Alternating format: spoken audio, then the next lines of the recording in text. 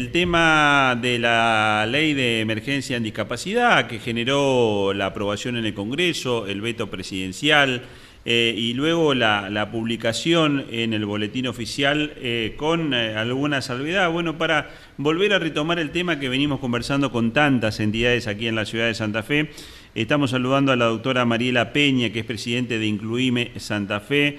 Es un gusto poder conversar con ella. Mariela, ¿cómo estás? El gusto de saludarte. Fabiana Costa, Natalie Bedini y todo el equipo aquí en la mañana de la radio.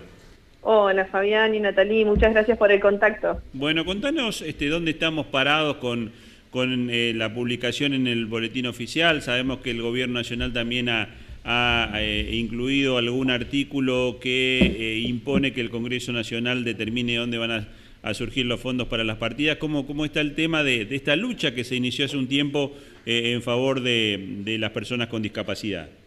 Sí, la verdad que nuevamente tenemos que compartir malas noticias con la audiencia.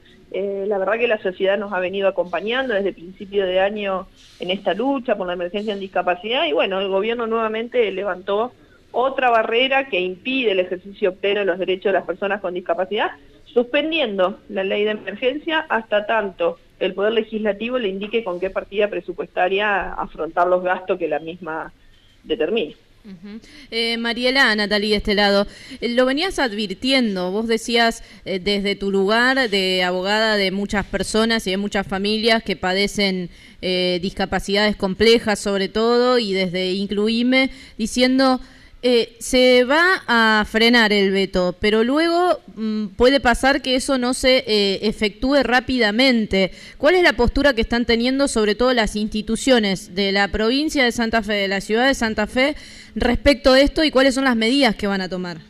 Bueno, verdaderamente primero retomamos el plan de lucha que nos dio un descanso de una semana, pero reorganizándonos nuevamente sabíamos que iban a encontrar alguna manera dilatoria para evitar que esto se cumpla, destacando que esto que están haciendo es inconstitucional, porque nuestra propia Constitución establece la división de poderes, cuál es la función del Poder Ejecutivo, que justamente es la de diseñar las políticas presupuestarias y ejecutarlas, y la del Legislativo, que es la de sancionar las leyes. O sea, ya de por sí de ahí ya se está violando la división de poderes, que es algo tradicional que ya estamos viendo en este gobierno actual, pero nosotros estamos organizándonos, vamos a seguir en el plan de lucha, de movilización, de visibilización, pero también estamos trabajando en la judicialización de la situación. Ya veníamos presentando amparos y situaciones individuales por las personas que se quedaron sin la pensión o por diferentes situaciones que fueron ocurriendo, pero ahora estamos ya trabajando en una cuestión colectiva frente a esta suspensión de la ley. Y respecto a esto que te preguntaba Fabián al principio, que sería un poco la excusa del gobierno nacional de dónde vamos a sacar la plata para poder instaurar esta emergencia en discapacidad, ¿cuáles son los números que al menos tenés en la cabeza o que nos podés dejar respecto de cuánto significa en un presupuesto nacional, en los gastos del Estado Nacional, cumplir con esta emergencia en discapacidad y con las políticas para personas con discapacidad? La verdad que la ley de emergencia tiene un impacto de un 1,2% del PBI, o sea, no es un número significativo entendiendo las erogaciones y las afectaciones presupuestarias que tiene el gobierno nacional. Pero sí me permito aclarar algo, en el mismo día donde el gobierno nacional dice que no tiene los recursos para afrontar la emergencia en discapacidad, suspende las retenciones al campo. Entonces, cede recursos y suspende la incorporación de dinero y de liquidez producto de la cosecha y de la campaña, y le dice, no, les perdonamos este tiempo, los queremos acompañar en la crisis, y pero por el otro lado nos contesta a nosotros en el mismo día, en un decreto subsiguiente, no podemos aplicar la emergencia en discapacidad porque no hay fondos. Y quiero aclarar eso, sí. Acá no hay un problema con el campo, no tenemos un problema con el campo, simplemente decimos que si hay plata suficiente como para suspender las retenciones, debería haber la misma plata suficiente para afrontar la emergencia en discapacidad. Mariela, consultarte algunos temas puntuales. Nosotros permanentemente estamos conversando con gente de Buen Fe, ligada al trabajo con los discapacitados. Generó mucha polémica ese censo o esa obligación de actualizar los datos de las personas con discapacidad. ¿Qué conclusión sacan ustedes? Porque también muchos hablan a la hora del debate político del tema de la emergencia que la Argentina tiene una cantidad de personas con discapacidad registradas muy elevado al promedio, por ejemplo, de lo que se da en el mundo. No, en realidad lo que se plantea es algo que no tiene sustento teórico. Desde que nosotros evaluamos cómo ha crecido la población, cómo las personas mayores cada vez viven más, la proyección de vida es más larga, y a su vez los avances de la tecnología que generan que niños y niñas que en sus momentos fallecían cuando nacían con enfermedades poco frecuentes y hoy pueden vivir y tener una sobrevida distinta a años atrás, por ahí es donde las estadísticas empiezan a ser más objetivas y entender que el avance de la tecnología y el avance de los medicamentos ha generado que un montón de situaciones que antes aumentaban la mortalidad, ahora extiendan el ciclo vital. Por ejemplo, te cuento un caso claro, los niños que nacían con AME, como Conri, el niño que estuvimos haciendo la campaña hace un par de años por su medicación, cuando nacían con AME tipo 1, no sobrevivían. Bueno, Conri, gracias a la medicación que pudo adquirir, hoy ya va próximo a cumplir sus 3 años. Ahí es donde empiezan a cambiarse los números, a partir de que las personas tienen acceso a tratamientos y a cobertura. Mariela, y respecto a esto, teniendo en cuenta tu experiencia como abogada de esta especialidad de acompañar a personas y familias con discapacidad, te quiero preguntar en qué otros países del mundo, si es que existe este criterio de si tenés un hijo con discapacidad o si no podés hacerte cargo del desarrollo de tu propia vida, como lo dijo en algún momento el presidente Milei, no me tires la cuenta a mí.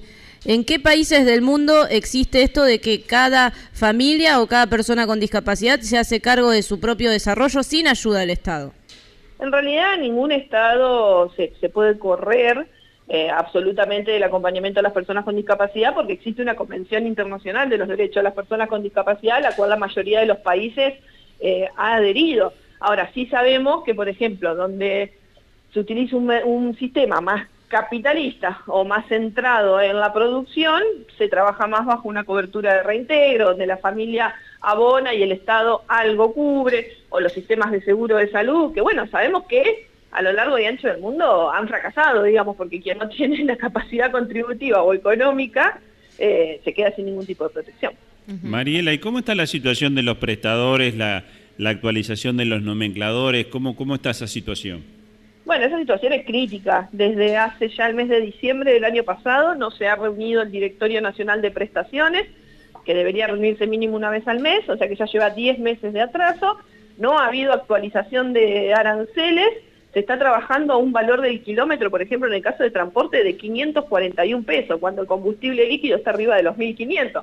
Entonces, esto es inviable, los prestadores se van cayendo del sistema, están dejando de brindar el servicio, migran a otras actividades, ¿y quién se ve perjudicada? No solo el trabajador, sino la persona con discapacidad, que ve disminuida su calidad prestacional, porque un terapeuta necesita achicar la cantidad de minutos, necesita restringir sesiones para atender a otros sujetos del sistema de salud que abonan los mínimos éticos que están el doble de lo que fija el nomenclador para las prestaciones de discapacidad. Y esto genera prestaciones deficientes, calidad de atención mínima y en el medio siempre la persona con discapacidad. Mariela, hablamos mucho de lo que sucede con el Andis y con el gobierno nacional, pero ¿qué está pasando puntualmente en la provincia con el IAPOS particularmente? Bueno, de un tiempo a esta parte, así como el sistema nacional está quebrado, digamos, la provincia también han crecido exponencialmente los amparos contra IAPOS, sobre todo en todo lo que es referido a medicamentos, a partir de un convenio que IAPOS tiene con el Colegio de Farmacéuticos, que es quien audita y decide en base a una cápita qué medicamento otorga o no. Esto ha generado que muchas veces todo derive en amparo, los tratamientos oncológicos, los tratamientos poco frecuentes, porque obviamente al Colegio de Médicos con la misma cápita le conviene no dar respuesta, llevar al afiliado a que vaya a un amparo y que IAPOS lo termine pagando con sus fondos propios. Termina siendo perverso. Y respecto de estas cautelares que también han puesto distintos jueces federales sobre el Andis, como por ejemplo en el caso de Catamarca, en el caso de La Rioja, que pedía se reintegren en menos de 24 horas las pensiones para las personas con discapacidad, ¿qué es lo que terminó ocurriendo allí? No, lamentablemente hasta ahora los reintegros no están sucediendo. Obviamente el gobierno nacional apeló esas cautelares, tampoco las está cumpliendo. Hay una conducta del gobierno nacional de no cumplir lo que la justicia le ordena. Nosotros, por ejemplo, en el caso mío como profesional, tengo amparos donde está condenado el gobierno nacional para la entrega de medicación para pacientes con enfermedades poco frecuentes con riesgo de vida, y lo apelaron a tal manera que llegamos a la Corte confirmó que tienen que comprar la medicación y todavía no la compran. Van buscando dilaciones, así como hacen para que la ley se ejecute, van poniendo obstáculos, bueno, a la justicia tampoco la estarían respetando. Mariela, agradecerte la gentileza de estos minutos, es un tema que nos interesa sobremanera, así que seguramente vamos a seguir en contacto. Te agradecemos la gentileza. Por favor, a disposición. La doctora Mariela Peña, presidente de Incluime Santa Fe, bueno, trazando un panorama de cómo ha quedado el tema de la emergencia en discapacidad con la publicación en el boletín oficial con modificaciones por parte del Ejecutivo. ¿Cómo han cambiado los tiempos, Fabián? Mariela hablaba de un caso particular, que es el caso de Conrado, que en algún momento el gobierno nacional hizo presentaciones ante el gobierno de Rusia, en este caso, y gobiernos internacionales, porque el medicamento que necesitaba este niño, que hoy tiene 3 años y que vive muy cerquita de aquí de la radio, le mandamos un saludo a él y a toda su familia, para que pueda contar con ese medicamento. Hoy día el gobierno nacional lo que está haciendo es mandar direcciones equivocadas a personas que tienen que ir a hacer su control, su registro para poder mantener su certificado de discapacidad. Mandan direcciones erróneas, direcciones de lugares cerrados. La crueldad es absoluta, y esto que decía Mariela, una conducta del gobierno de Javier Milei de no cumplir con lo que la justicia le dice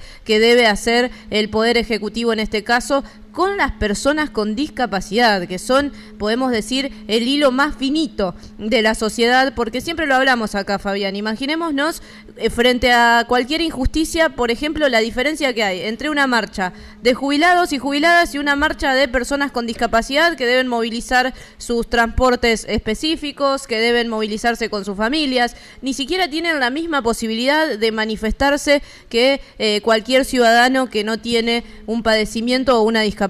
La verdad que lo que hace el gobierno nacional supera la crueldad, y a mí me cuesta mucho entenderlo, como ser humano lo digo.